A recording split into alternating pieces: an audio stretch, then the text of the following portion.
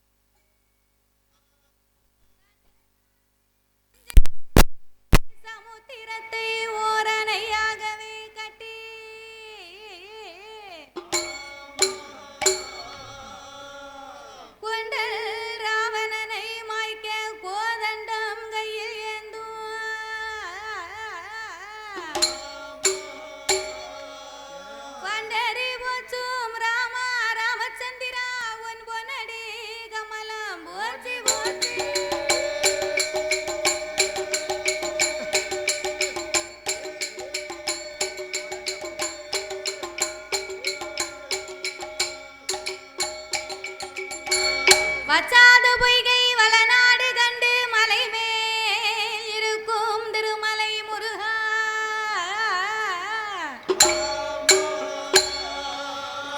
உச்சார் தன்னை எனக்கொருவர் இல்லை உமையால் தனக்கு மகனே.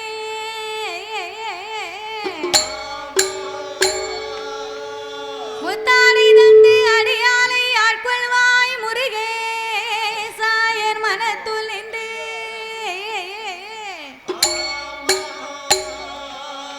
விஸ்தனமாகவே புள்ளி மயில் ஏறி வர வேண்டும் என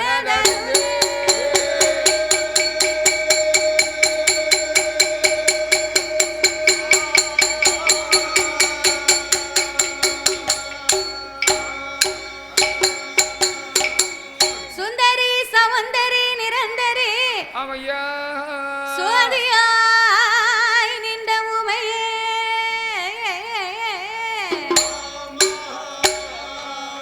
சுக்கிர வாரத்தினால் உன்னை தரிசிப்பவருக்கு அருள் புரிவாய் என் தாயே.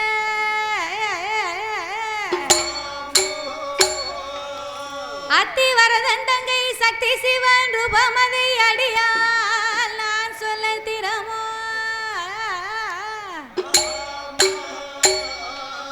இந்த அழகான சேத்தூர் மாநன் நகரத்திலே சிறப்போடு வந்தமர்ந்த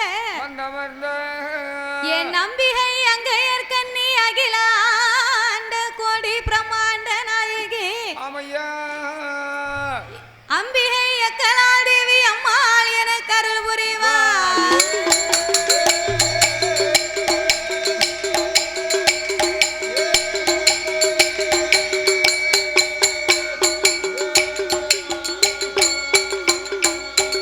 சம்போ அறிவோம் நம சிவாய தேவி நாயகா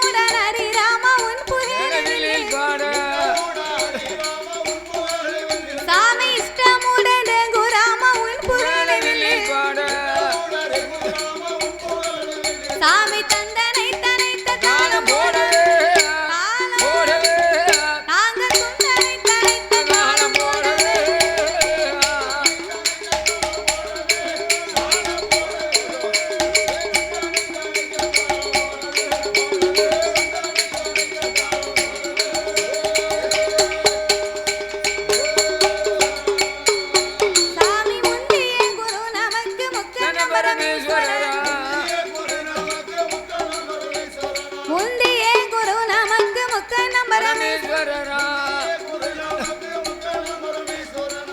ஓங்கார நாதத்தின் நாதமாய் வந்துதித்த ஆமையா நமச்சிவாயம் என்னும் மூலப்பொருளை ஆமோ கனவிலையும் நினைவிலையும் என்னாலும் நான் மறவே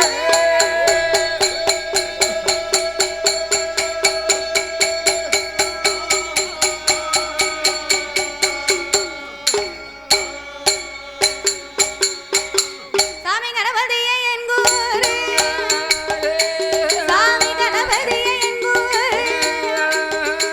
அப்பனை கனவிலையும் நான் குணபதியே ஆறுமுக சாமி குஞ்சரமே உமைப்பார் ராம பாடுவோமே ராமா நாங்கள் பல காலம் உமை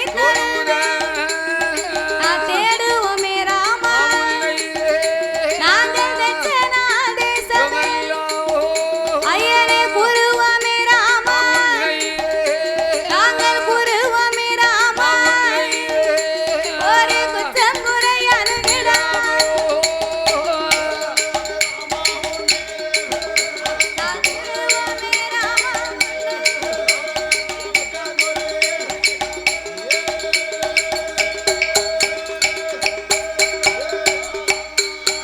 சாமி ஆதியில வேதனா ஆதியில வேதனா அருளம்பலத்தில் ஆடுமை நீங்க சுவதியிலே மாலை ராமத்து அன்றாமல் நின்ற அடி முடியும் தேவிதான் அம்பலவானருடன் திருப்பார் நாங்கள் நல்லருவை நாடலாய் நந்திதலையை குடமா நெல்வியத்தில் ராமர் ஏ இருகையில வீசுவோம் ராமா உந்தன் சொல்லை நாங்கள் உந்தன் சொல்லை நாங்கள் எனக்கு துணை இருப்பாய் அறிடா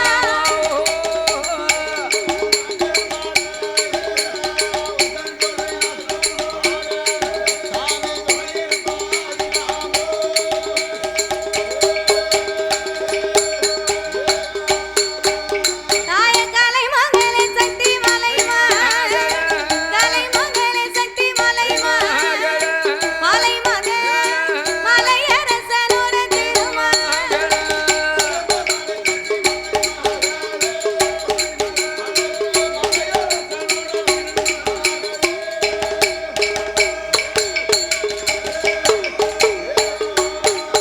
தாய கலை மகள மலை மகள மலையரசன் திருமகள வான்மதியால் அம்பிகை தாய வந்தருள வேணுமா இடம் இருக்கு வனக்கு எனக்கருள வருவாயா தாய வலம் இருக்கும் ஈஸ்வரி அம்மாடி வந்து எனக்கு அருள் புரி எனக்கு முட்டி நாவு தடுமாடு வேலை நாவு தடுமாறா நற்குரலும் அங்கிடா பேசதும் உணர்ந்திடா நினைவு தடுமாறா நெஞ்சிலையும் நாவிலே இன்று விளையாடவே அம்மா எனக்கு மனமிர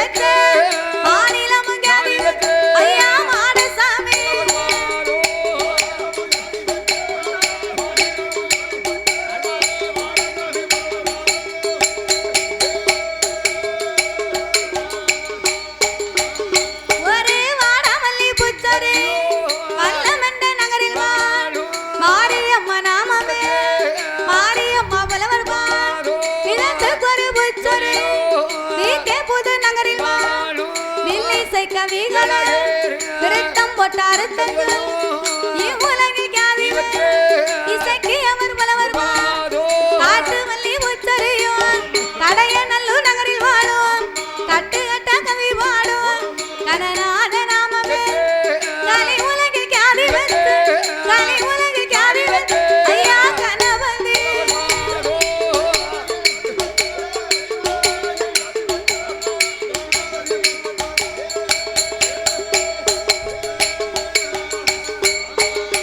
சாமி வந்தே வந்தே சபையோர்க்கெல்லாம் வந்த சபையோர்க்கெல்லாம் இனி வர போற பெரியோர்க்கெல்லாம் வணக்கம் செய்த மாதுவே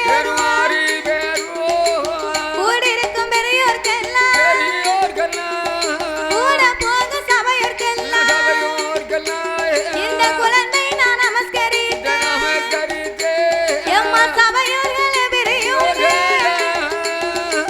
சபை நிறைந்த தாய்மார்களே கல்வி கற்ற பெரியோர்களே என் தொழில் படித்த கலைவான் நாம் பாலகி மாதவி உங்க சபையோர்கள் முன்னால் சாஸ்தாங்கதை சுருக்க சொல்லி இந்த சக்தி கதை பாடப்போர் சபையோர்கள் கேட்டிடு நாம் பாடுகிற பாட்டது ஒரு பழுது உச்ச வந்துட்டா உங்க பாலகி போல் என்னவே சொல்லுகிற சொல்லாதே ஒரு சொல் குறைகள் இருந்துட்டா சொந்த குழந்தை போல் என்னவே அறிந்து நாம் பாடிட்டான் அறியாமல் பாடிட்டான் தெரிந்து நாம் பாடிட்டான் தெரியாமல் பாடிட்டான் ஒரு சொல் பின்னால் வந்துட்டான்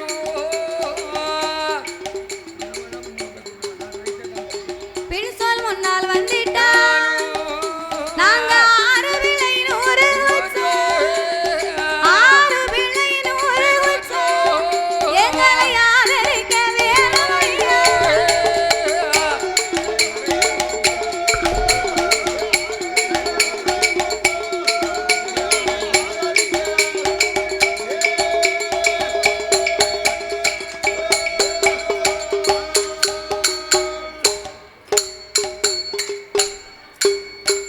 சபையோர்களே பெரியோர்களே பெரியோர்களே சபை நிறைய வந்த என் தாய்மார்களே எனது அருமை தாய்மார்களே பெரியோர்கள் சபையோர்கள் என்னை பெற்றெடுத்த என் தாய்மார்களே தாய்மார்களே கல்வி கற்ற பெரியவர்களே பெரியவர்களே தொழில் படித்த என் கலைவாணர்களே கலைவாணர்களே வருங்கால மாணவ செல்வங்களே வாலிபர் இளம் சிங்கங்களே இளம் சிங்கங்களே எனது அருமை சகோதர சகோதரர்களே சகோதரர்களே அதாவது என்ன இந்த சேத்தூருமா நன்னகரத்திலே இந்த நகரத்துல மக்களை காத்து ரட்சித்து என்றென்றைக்கும் கிருபையுடனே கொலுவிருந்து வரக்கூடிய என் நம்பிகை அங்கையற்கண்ணி அகிலாண்ட கோடி பிரம்மாண்ட நாயகி அருள்மிகு என் தாயாகப்பட்ட எக்கலாதேவி அம்மனுடைய திருவாலயம் இந்த ஆலயம் இந்த பெரிய ஆலயம் அப்பேற்பட்ட இந்த எக்கலாதேவி அம்மனுடைய திருவாலயத்திலே இது என்ன மாதம் இது வந்ததே மோசம் வைகாசி மாசம் என்ன மோசம்யா வந்துச்சு வைகாசி மாசத்துல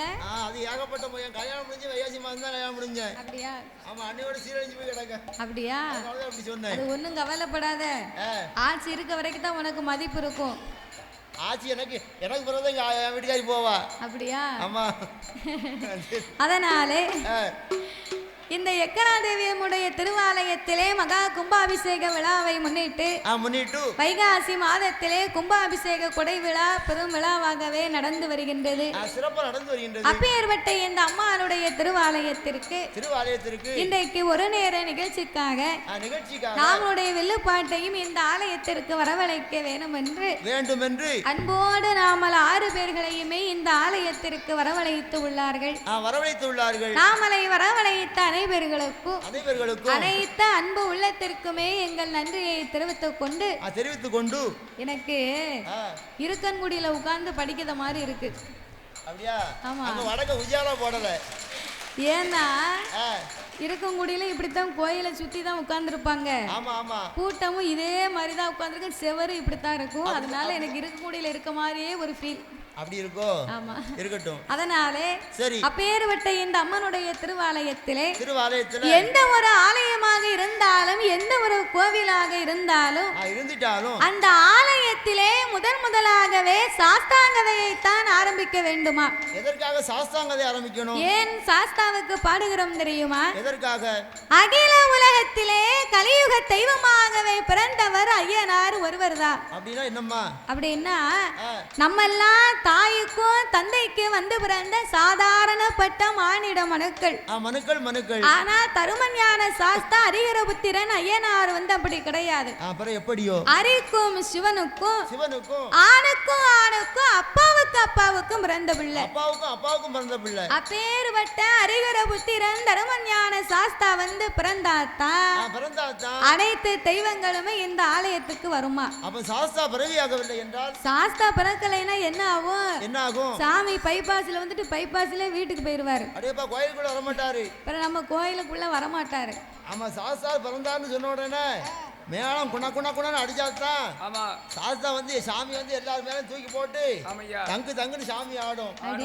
சாஸ்தா பிறவி ஆகவில்லை என்றால் சாமி ஆடாது. ஆமா, அதனாலே நான்கே வார்த்தையிலேயே சாஸ்தாவை நாங்கள் பிறவி செய்துவிட்டு முடித்துவிட்டு சக்தி கொண்டு கொலுவிருந்து வரக்கூடிய இந்த எக்கனாதேவி அம்மனுடைய திருவப்புகளையே நாங்கள் பாட இருக்கிறோம். அழகா பாட போறோம். பாடக்கூடிய பாட்டிலே பழுது குச்சங்கள் எல்லாம் இருந்தாலும் சொல் குச்சங்கள், இசை குச்சங்கள், கதை குச்சங்கள். எங்களுடைய கதையிலேயே பொருள் குச்சங்கள்.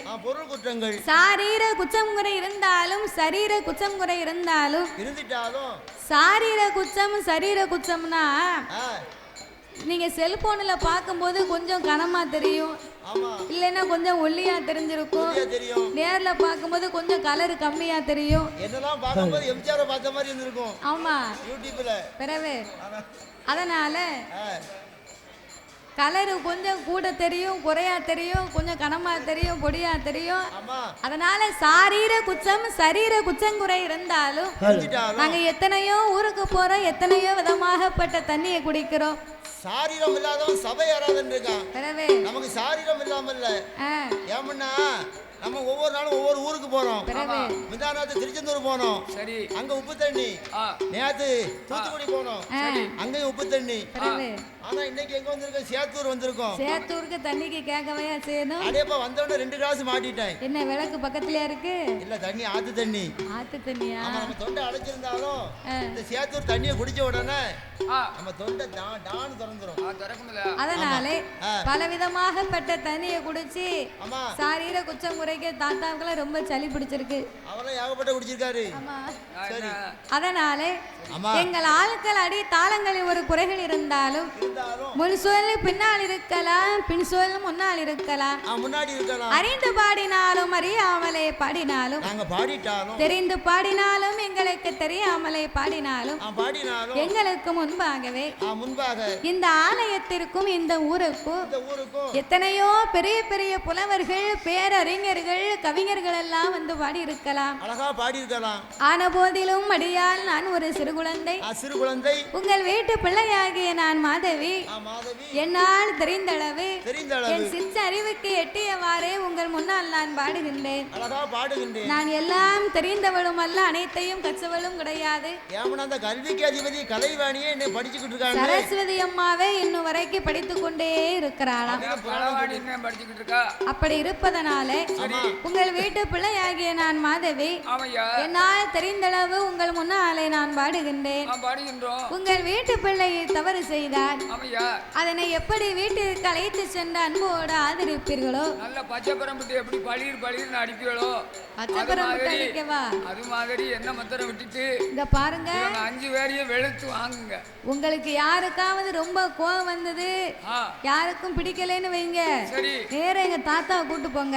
ஊர் கிழஞ்சவன் யாரு? பிள்ளையார் கோயில் ஆண்டி. ஆமா, நான் தானே 6 பேரையும் அன்பா பாதுகாக்கணும்னு சொல்லிக்கிட்டு இருக்கேன். நான் என்ன சொன்னேன்? நீ எங்க 5 பேரையும் மட்டும் கூட்டிக்கிட்டு போய் பச்சை பிரம்பு வச்சு அடிக்கணும்னு சொன்னா உங்களை வந்து அடிச்சா எனக்கு ஒரு சந்தோஷம். அதுக்குத்தான் உன்னை அடிச்சா எங்களுக்கு ஒரு சந்தோஷம். அப்படியா?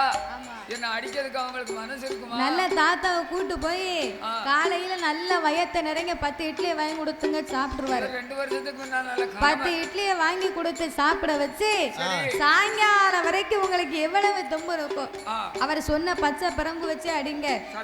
பிரம்புலாம் பிஞ்சிடணும் பாத்துக்கோங்க. வீட்டுக்கு அனுப்பும் போது தாத்தாவுக்கு சின்னதா ஒரு டானிக் மட்டும் வாங்கி கொடுங்க. சிஞ்சர் பாட்டில். என்ன டானிக்? Tom Tom டானிக்கியா? நீர் குடியும். அதெல்லாம் வேற என்ன டானிக்? அப்புறம் என்ன ரோக்கர் டானிக்கியா? அத குடிச்சானே போயிடுவாரு. பிறகு 18:48 ஒன்னு வாங்கி கொடுத்தா அடிச்ச அடியெல்லாம் அலுப்புட்டு உனக்கு வேண்டியதா வேண்டியது. அதனாலே சரி 6 விலையின் 100 குச்சங்கள் ஆமா அடியாளை ஆதரிக்குமாறு கேட்டுக்கொள்கிறோம். ஆமையா பாதி மதி மான் மழுவோ ஆமையா கங்கையோடு பாம்பணிந்து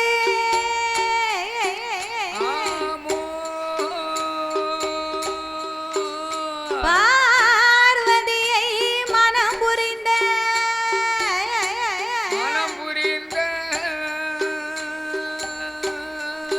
ஆதி சிவன் மோகமது கலிதமாகி அச்சுதல் என் பெருமான் இருகரத்தினால் எந்த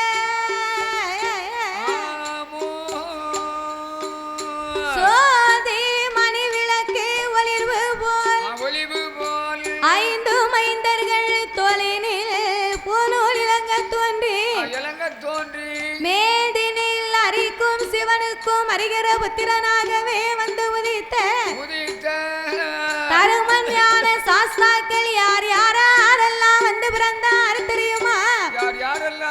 சாஸ்தா பிறந்ததோ பங்குனி மாதம் புதன்கிழமை உத்திர நட்சத்திர தண்டு பிறந்தார். அவர் பிறந்த கிரகம் என்ன தெரியுமா? பங்குனி மாதம் புதனது உத்திரம். பங்குனி மாதம் புதனது உத்திரம். அத பௌரண பஞ்சமி கடந்து இங்கிதமாகவே அமிர்த யோகத்தில் ஆதிக்கும் சிவனுக்கும் பிள்ளையாய் பிறந்தார். அவர் கையில் பிறந்தவர்க்கு கையனார் என்றோ அவர் ஆதியிலே உள்ளவர்க்கு ஐயனார் என்றோ சாமி ஐயனார் ஐயனார் ஹரிகர சுதன் ஐயனார் ஐயனார் ஐயனார் சபரிமலை ஐயனார் ஐயனார் ஐயனார் அச்சங்கோவில் ஐயனார் ஐயனார் ஐயனார் ஆரியங்கம் ஐயனார் ஐயனார் ஐயனார் குலத்து புலி ஐயனார் ஐயனார் ஐயனார் சொரிமுத்து ஐயனார் ஐயனார் ஐயனார் ஆக ஆனமலை ஐயனார் ஐயனார் ஐயனார் மருதுடையர் ஐயனார் ஐயனார் ஐயனார் பூலுடையர் ஐயனார் சாமி ஐயனார் ஐயனார் அவர் மருகாத்தல ஐயனார் ஐயனார் ஐயனார் கற்குவேல் ஐயனார் ஐயனுக்கு மெய்யனாக கருமஞான சாஸ்திரமாக சுவாமி பிறந்தாரே சங்கடங்கள் தெத்திடவே சாஸ்தா பிறந்தாரே ஐயன் வந்து பிறந்தார் என்று அமர்ந்திருக்கும் தாய்மார்கள் உங்களோட வாயாலே ஏன் ஒரு குலவ போடுங்கம்மா ஏன் முக்கா முக்கா 3 நேரம் முதல் குலவ போடுங்கம்மா இன்னும் ஒரு குலவ ஏன் எல்லாரும் சேர்ந்து ஒரு குலவு போட்டானே அம்மா வாசல்ல கூட்டம் பூரா எம்பிட்டு பொம்பளைய உட்கார்ந்துகிட்டு கொலை போடாம இருந்தா என்ன அர்த்தம்?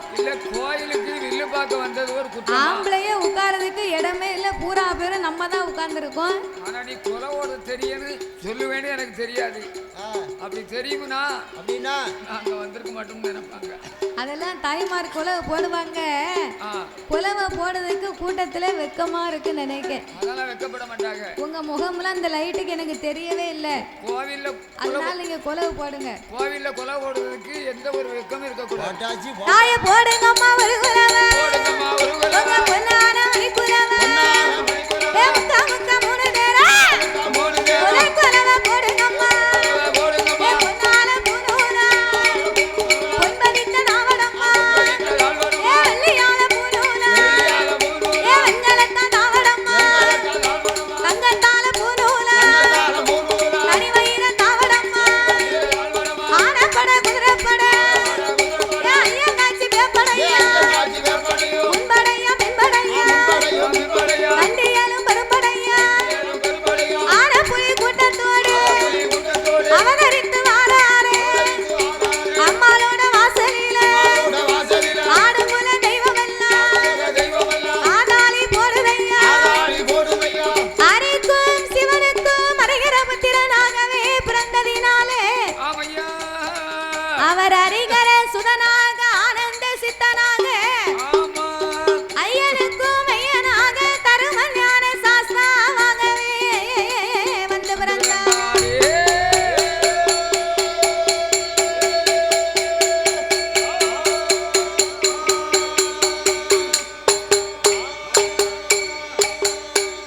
சாமியாடி வெள்ளி கைலாசத்தில் ஆடி வெள்ளி கைலாசத்தில்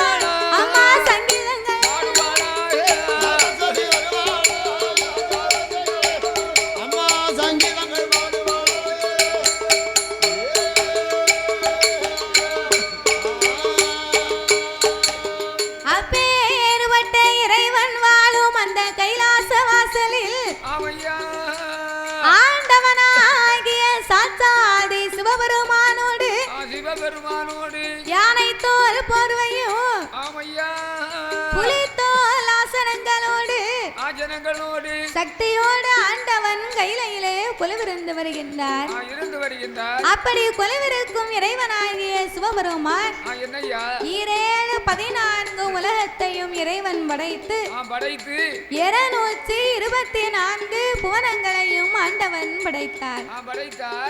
7 சப்தாசாரங்களாகப்பட்ட கடல்களை படைத்து கல்லுக்குள் இருக்கும் தேரையவும் தாயார் கற்பையுக்குள் வாழும் சிசுவையும் முட்டைக்குள் உருவாகும் குஞ்சியவோ ஆண்டவன் படைத்து ஓர் அறிவு முதல் 6 அறிவு படைத்த நாமலை போன்ற மானிட மனுக்களை படைத்தார். நம்மளை ஏன் படைத்தார்? எதற்காக படைத்தார்? ஆண்டவன் நம்மளை எல்லாம் இந்த உலகத்தை ஏன் படைத்தார் தெரியுமா?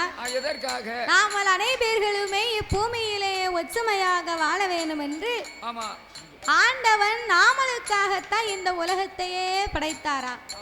ஒத்துமையா வாழணும்னு படைச்சாரு. ஆனா நம்மகிட்ட யார்கிட்டயும் ஒத்துமை இருக்கா? ஏன் ஒத்துமை இல்லை?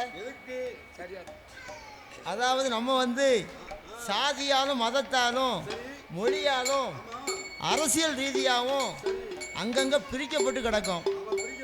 நம்மகிட்ட எப்படி ஒத்துமை வரும்? அது அவ்வளவு தூரம் கூட போக வேண்டாம். அது ஒரு ஊரளவா சேர்த்தா தான் அப்படி வரும் பார்த்துக்கோ. சரி, நம்ம தெருவில் நம்ம பக்கத்து வீட்டுல ஒற்றுமை இருக்கான்னு பார்த்தா என்ன எங்கேயுமே ஒற்றுமையே இல்லை. ஒற்றுமை இல்லையோ? ஏன் ஒற்றுமை இல்லை தெரியுமா? எதற்காக? ஒருவர் வாழ்வதை பார்த்து இன்னும் ஒருவர் பொறாமைப்பட்டு கொண்டே இருக்கிறோம். அப்படி இருந்தா எப்படி ஒற்றுமை கிடைக்கும்? ஒருவர் வாழ்வதை பார்த்து இன்னும் ஒருவர் பொறாமைப்பட்டா எப்படி ஒற்றுமை வரும்? வரவே வராது. நம்மளை விட நல்லா இருந்துருவானோ அப்படின்னு கெட்ட எண்ணம் இருந்தா அவங்கிட்ட போய் பேச தோணுமா? பழக தோணுமா? அவனுக்கு ஒரு நல்ல காரியத்தை சொல்ல தோணுமா? நல்ல வேளை கெட்டு போனா, நல்ல வேளை கீழே இறங்கிட்டா அப்படின்னு சந்தோஷப்படுதோ. பிறகு எப்படி ஒற்றுமை வரும்? ஒற்றுமை வராது. அப்போ இந்த ஆண்டவன் ஒற்றுமையா வாழணும்னு உலகத்தை படைத்தார். பக்கத்து வீட்டுக்காரே ரொம்ப நாள் கஷ்டப்பட்டு ஒரு வருஷம் கழிச்சு ஒரு நல்ல வீடு கட்டினான்னா அதுக்கு இன்னொருத்த என்ன பேசுவான் தெரியுமா? இவனுக்கு வந்த வாழ்க்கைய பாரியா, புது வாழ்க்கை. நேத்து தெருவும் தினையுமா அலைஞ்சான், இன்னைக்கு புது பணக்காரன் மாதிரி வெள்ளை வேட்டி வெள்ளை சட்டை போட்டுக்கிட்டு டுப் டாப்பா வாரான் அப்படின்னு பேசுவான். பணத்தை எங்க இருந்து எடுத்துட்டு வந்தானோன்னு சொல்லுவான். தெரியல. ஆமா, ஒரு ஆளு நல்லா வாழ்ந்துட்டு கொஞ்சம் கஷ்டப்பட்டாருன்னு வையே, அவங்கள பேசுவாங்க, எனக்கு நேத்தே தெரியும் இவனுக்கு இதுவும் வேணும், இதுக்கு மேலையும் வேணும், நான் இதுக்குத்தானே காத்துக்கிட்டு இருந்தேன், கடவுள் என் கண்ணு முன்ன காட்டிட்டாருல அப்படின்னு பேசுவாங்க. அப்ப எதை பார்த்தாலுமே பொறாமைப்படக்கூடிய மனிதன் உலகத்தில் ஒரே ஒரு காரியத்தை பார்த்து மட்டும் பொறாமைப்படவில்லையா? அது என்ன காரியமோ? மனிதன் பொறாமைப்படாத காரியமே கிடையாது. சைலன்ஸ். என்ன சத்தம் போடுதிய? மனிதன் உலகத்திலே பொறாமைப்படாத ஒரே ஒரு காரியம் இருக்கு. அதான் என்ன காரியம்? அது என்ன காரியமா உங்களுக்கு எல்லாருக்கும் தெரியுமா? தெரியாதுல. எங்களுக்கு தெரியாது. வீடு கட்டினோம்னா பக்கத்து வீட்டுக்காரன் போட்டிக்கினே ஒரு வீட்டு வாங்குவான். நம்ம ஒரு பைக்கு வாங்கினா பக்கத்து வீட்டுக்காரன் வேணும்னே ஒரு காரை வாங்கி விட்டுருவான். ரொம்ப இல்ல, நம்ம வீட்டுல சிவத்த பொண்ணா பார்த்து நம்ம பையனுக்கு கல்யாணம் முடிச்சா அடுத்த வீட்டுக்காரி நினைப்பா, அவனை விட ஏன் பையன் குறைஞ்சவனா, இதை விட நான் சிவத்த பிள்ளையா பார்த்து கல்யாணம் முடிப்பேன் அப்படின்னு போட்டிக்கினே முடிப்பா. அப்ப எதை பார்த்தாலும் பொறாமைப்படக்கூடிய மனிதன் ஒரே ஒரு காரியத்தை பார்த்து மட்டும் பொறாமைப்படல. அது என்ன காரியம்? என்ன தெரியுமா? அதுதான் என்ன காரியம், என்ன காரியம்னு 1000 வாட்டி கேட்டுட்டு இருக்கேன். யாருக்காவது தெரியுமான்னு பார்க்க எல்லாரும் என் மூஞ்சத்தான் பார்க்காவோ. யாரும் தெரியும் சொல்லுவாங்கன்னு பார்த்தேன். அவ நான் சொல்லுவோம்னு நினைக்காவோ. அப்படியா? கடைசி காரியம் ஒரே ஒரு காரியம், அதான் கடைசி காரியம். அது என்ன காரியம்? அவன் செத்து போயிட்டானே நம்ம செத்துருவோம்னு யாராவது நினைக்கமாயா? யாரும் நினைக்க மாட்டோம். அவன் வீடு வாங்கிட்டான், வீடு வாங்கிடுவோம், பைக்கு வாங்கிட்டான், காரு வாங்கிடுவோம், சரி அவன் செத்துட்டான் நம்மளும் செத்து போயிருவோம் அப்படின்னு யாருக்காவது நினைப்பு இருக்கா? இருக்க கூட நினைக்க மாட்டாங்க. நல்ல வேலை போயிட்டான், அவன் வீட்டை சேர்த்து வாங்கி போட்டுருவோம், வாங்கிடலாம், இப்படித்தான் நினைப்பு இருக்கு அப்படின்னு நினைப்பு இருக்கும். ஆமா, பிறகு அப்ப இப்பேற்பட்ட உலகத்திலே ஆண்டவன் நம்மளெல்லாம் வாழ வச்சுக்கிட்டு இருக்காருன்னு அதெல்லாம் பெரிய காரியம். அப்ப உலகத்திலே படைத்த ஆண்டவன் நாமளுக்கெல்லாம் 6 அறிவை கொடுத்தார், 9 தத்துவத்தை படைத்தார். நாமளுக்கெல்லாம் ஆண்டவன் 3 ஆசைகளை கொடுத்தார். 3 ஆசைனா என்ன ஆசை தெரியுமா? மண் ஆசை, பொன் ஆசை, பெண் ஆசை. இந்த 3 ஆசைகளையும் முக்கண்ண நாமளுக்கு கொடுத்து இந்த 3 ஆசைகளையும் முக்கண்ண நாமளுக்கு கொடுத்து இந்த படைத்ததோர் உலகத்திலே மனிதர்களுக்கெல்லாம் எண்சான் உடம்பை கொடுத்தார். ஒரே ஒரு சான் மட்டும் வயத்தை கொடுத்திருக்கார். வயத்தை குறைச்சதுக்கு ஆண்டவனுக்கு ரொம்ப நன்றி சொல்லணும். ஏன் தெரியுமா? ஆண்டவன் ஒரு சான் வயத்தை கொடுத்ததுக்கு நம்ம எல்லாம் என்ன பாடுபடுதோம். ஏ அப்பா, இரவுன்னும் பாராம பகலன்னும் பாராம சனிக்கிழமையா இருந்தாலும் ஞாயிற்றுக்கிழமையா இருந்தாலும் ஊரு விட்டு ஊரு, நாடு விட்டு நாடு, மாவட்டம் விட்டு மாவட்டம், எந்த ஊருக்கு கூப்பிட்டாலும் வேலைக்கு போயிட வேண்டியது. எல்லாம் எதுக்கு? இப்போ நாங்க எல்லாம் தென்காசில இருந்து இந்த சேத்தூருக்கு வந்திருக்கோம்னா எதுக்கு வந்திருக்கோம்? எல்லாம் 2 இட்லிக்கு தான் இந்த பாடு. சாப்பாட்டுக்கு தான் வந்தீங்களோ? வேற எதுக்கு? ஒரு சாண வயிறு லேசா சொல்லிடுற. இந்த ஒரு சாண வயிற்றுக்கு காலையில எந்திரிச்ச உடனே மூஞ்ச கழுவிட்டு 2 கிளாஸ் காபி. நல்ல காலைல 8 மணிக்கு 8-10 இட்லி. நல்ல மதியம் 1 மணிக்கு 2 தட்டு சாப்பாடு. சாயந்தரம் 3 மணிக்கு காப்பி. நைட்டு 8 மணிக்கு 10-12 சப்பாத்தி. பார்த்தாலும் ஒரே ஓப்பி தான். எதை போட்டாலும் அத்து போகுதா? காலையில காப்பியா, சாயங்காலம் காப்பியா, 2 கிளாஸ். பிறகு சுகர் ஏறத்தானே செய்யும்.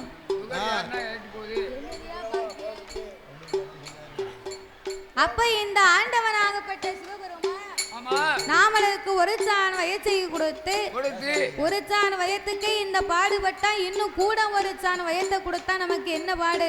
உலகத்தில் விளையக்கூடிய பொருள். அதுக்குத்தான் சிவபெருமான் இவ்வளவு போதும்னு நம்ம இப்படி எல்லாம் படைத்து மண் உலகிலே மரம், செடி, கொடி, பயிர், புல், பூண்டு, இலை, தாவரங்களோடு ஆடு, மாடு, கண்டுகாடைகள் அதனையும் படைத்து இந்த உலகத்தை படைத்தால் மட்டும் போராது. என்ன செய்ய வேண்டும்? பட்டினி இல்லாமலே நாமல் படியளக்க வேண்டும் என்று